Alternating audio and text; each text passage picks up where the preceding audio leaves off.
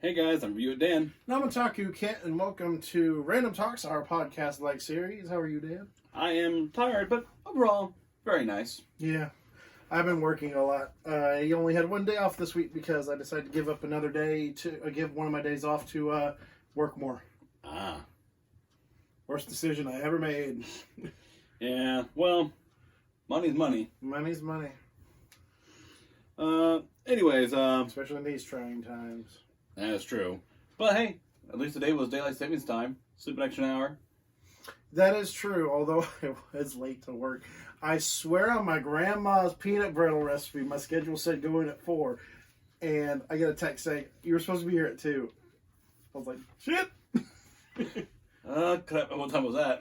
Uh-oh, it was about 2:30 when I got the text. By the time I got in there, it was almost 3, because, you know, it's a 20-minute drive. Yeah. So basically you just go, huh.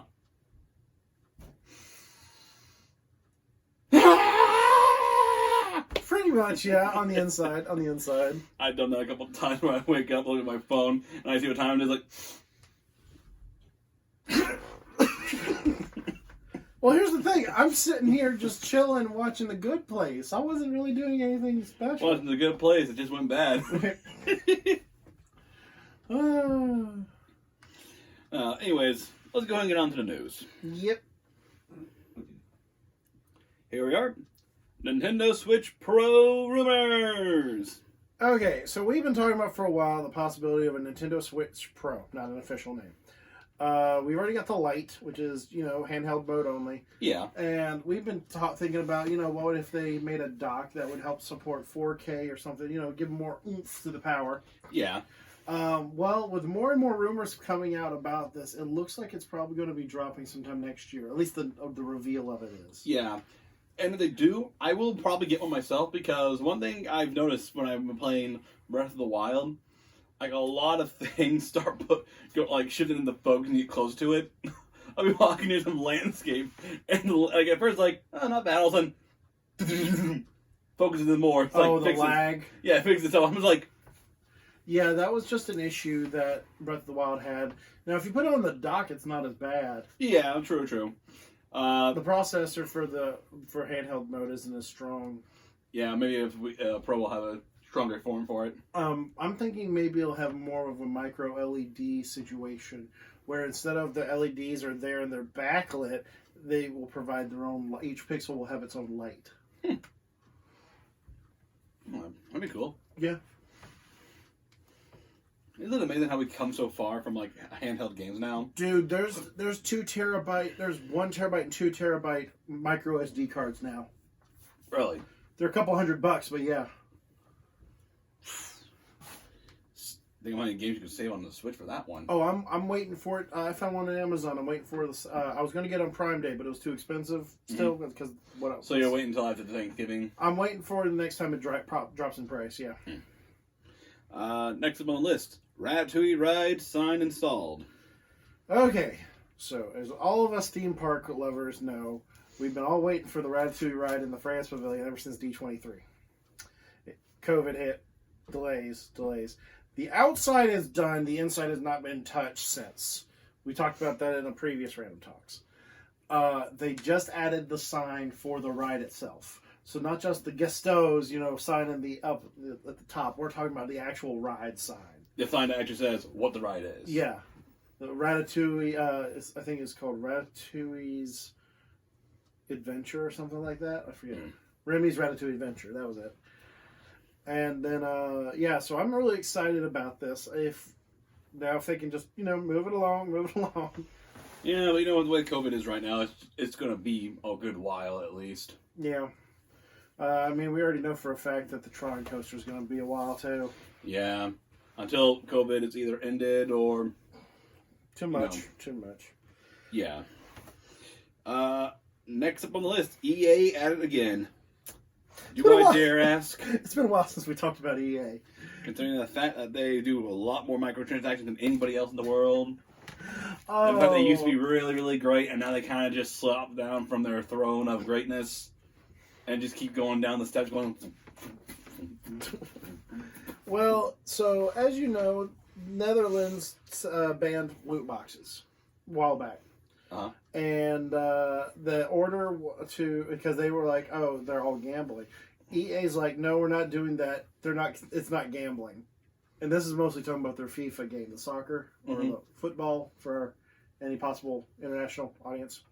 That game, and it's mostly talking about players and that sort of thing. Well,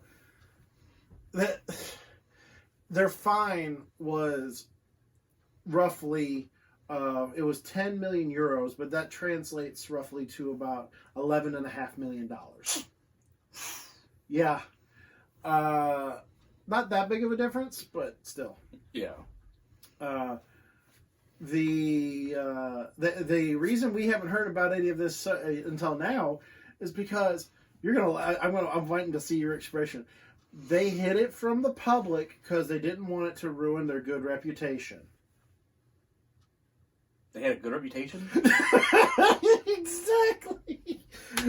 I mean, the loot boxes have always been like a downgrade from them. Because it's like, oh, if you pay this much for a loot box, you might be able to get this. Yeah. You buy 5 of them, like, oh yeah, well, there's a percentage for it. Well, I mean, okay. So it depends on, in my opinion, loot boxes work, but they also need to have something that you can use besides the skins or something like that. Like something to help play the game with a little bit. Like Wizard 101, for example. You'd have the packs. I can see those are very similar in as format. Oh yeah, the card you buy at the store. Yeah, for the crowns. Yeah. Yeah. I remember those. You get the crowns. You get some costume thing to help out with your magic. Yeah, you'll get some either new armor, new equipment, new decks for the cards on the game. Yeah, and even a new companion if you buy certain. Yeah, ones. New pets, new mounts, and usually it was the mounts that were the big ticket items. Yeah. To this day, I still never got the Hydra one. Still never got that one. But yeah, it's very similar, but there's no benefit for the soccer-based game. There's no other, things you can get. You get a pack, you get like 6 things, and you get maybe some new armor, new pet, something that you can actually work with, even if you don't get the big ticket item. Yeah. In the soccer game, it looks like just skins. It's, not really, it depends on the game, but for the soccer game, it's not really skins, it's players. But the high-tier players are the ones that, are sought after. And I can see why. I can understand why. And it's just not going to work. For console games, it doesn't work. For a game that you're actually paying a subscription or money towards to actually access the game, I get it. You have that little extra money, go buy a gift card or something, throw a little, something at it. Yeah. It would be like if Legend of Zelda Breath of the Wild had, loot boxes, and maybe you can get that motorcycle thing, or the one-hit KO. I'm going to be very, very honest. I'd rather pay $10 to get that motorcycle than go through those trials. True. Very true indeed. It's too hard. Well, I thought you could go through the trials to get the weapon. The weapon is part of the trials. Oh. You have like 1 heart and you have that weapon. Oh. Yeah. It's a pain and I don't like it. What's the next thing? The wrap up the EA thing. They, they're fighting. They're going to fight it. And it's not going to work in their favor. It's not. They're going to spend hundreds of thousands of dollars, probably even millions of dollars on lawyers on something that they're going to lose. Yeah. For games like Fortnite, I understand the microtransactions. I don't like them myself, but I don't play the game either. Yeah. But yeah, for a soccer game, having loot boxes for that to get a high tier player. Nah, not worth it. I mean, when we used to play old video games of old, when you had a soccer game, a football game, whatever, you had the players all together. What you got, which is what you got. Yeah, you got what you got. Good. Yeah. Until the memory card system came into play, then you would get the bonus discs and something like that, if you pre-ordered it. Yeah. But that still wasn't that much of a difference. Yeah. My thing is, if you're going to add something to it, like Zelda, Mario, stuff like that, you pay a little extra for it. Yeah. Because there are things that just came out after. The DLC is one thing, but I mean, to throw money at something to get something random, that's not really a good thing for consoles. Yeah. Next up on the list, Busy Pop Hell of a Boss, Episode 1. Alright, so he only knows Has-Been Hotel. That was a funny thing because the day after I watched it, it's going to be greenlit for a show. We don't know what network yet. It's going to be greenlit for a show. It was like it was waiting for me to watch it. Well, actually, hilarious enough, Busy Pop's website actually has 2 comics.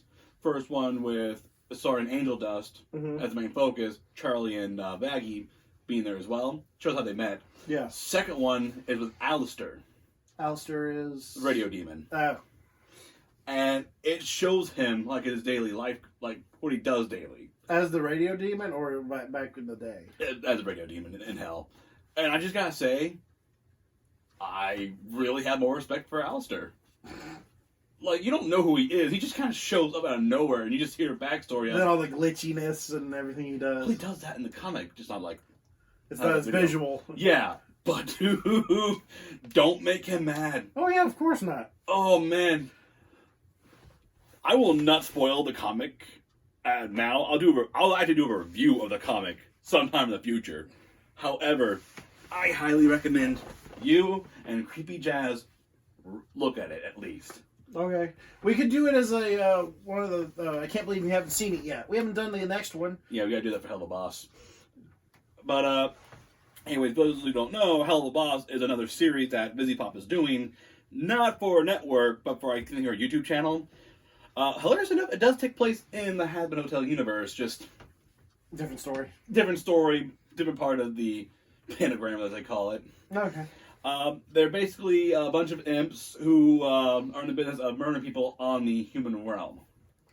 So basically, they're the... They're hitmen, basically. No, I was going to say, basically they're the people that the demons get summoned to the human world to do a favor in exchange for human souls. Not exactly. What it is are people who are sent to hell, pay them to basically do some unfinished business back on Earth. That's great! The best part is, the voice actor for Invader Zim is one of the main characters. I'm here for it.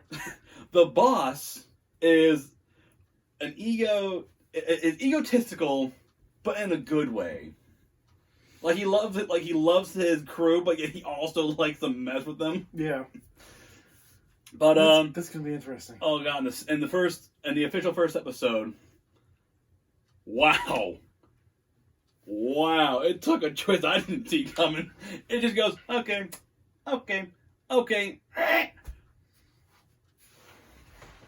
How the hell did we get here? What the hell? I took a wrong turn in Albuquerque. I don't think we passed Albuquerque. We went somewhere else. That's how weird the twist goes. Like, okay. So is it like a Monty Python kind of twist? Kind of, but darker. I figured. Was that it? Yeah, that is it for right now. Okay. You need to smoke after that, though. Just remembering it's like, Busy Pop, you know how to press all my buttons. Anyways, that's it for Random Talks does not promote smoking, drinking, of any kind. Please do at your own risk. Viewer discretion is advised. You must be 21 and older to do. All right, guys, that's going to do it for today. We'll see you next week. I'm Attacker Kit. I review it, Dan.